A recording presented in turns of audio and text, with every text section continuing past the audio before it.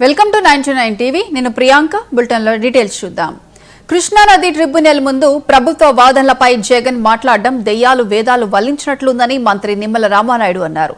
దొంగే దొంగ దొంగ అని అరిచినట్లుగా ఉందని ఎద్దేవా చేశారు. జలవనరుల మీద ఇప్పుడు జగన్ ప్రదర్శిస్తున్న కపట ప్రేమ అధికారులతో ఉన్నప్పుడు ఏమైందని నిలదీశారు.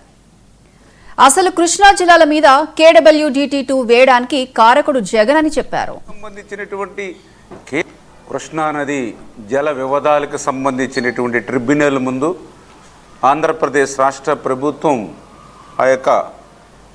ఏదైతే ఆ ట్రిబ్యునల్ ముందు వాదనలు వినిపించడంలో విఫలమైందని ఏదైతే జగన్మోహన్ రెడ్డి నిన్న ముఖ్యమంత్రి గారికి ఏదైతే లేఖ రాశారో, దెయ్యాలు వేదాలు వల్లించినట్లుగా దొంగే దొంగ దొంగ అని అరిచినట్లుగా జగన్మోహన్ రెడ్డి వైఖరి ఉన్నటువంటి పరిస్థితి.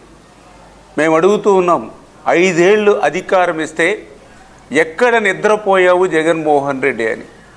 5 ఏళ్ళు అధికారం ఇస్తే ఏదైతే ఈరోజు జలవనరుల మీద నువ్వు చూపిస్తున్నటువంటి కపట ప్రేమ 5 ఏళ్ల పరిపాలనలో ఏమైంది అని చెప్పి జగన్మోహన్ రెడ్డిని ప్రశ్నిస్తూ ఉన్నాం.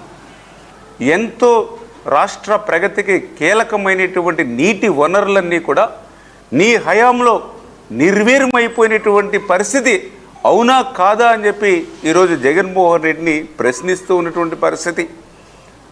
ఆంధ్రప్రదేశ్ రాష్ట్రానికి ఒక జీవనాడి పోలవరం, రాయలసీమ, ఉత్తరాంధ్రకు సంబంధించినటువంటి కీలకమైనటువంటి ప్రాజెక్టులు ఎన్నో నీ యొక్క విధ్వంసానికి నీ యొక్క ధ్వంసానికి బలైపోయి ఆ ప్రాజెక్టులన్నీ కూడా పడుకున్నటువంటి మాట వాస్తవమా కాదా?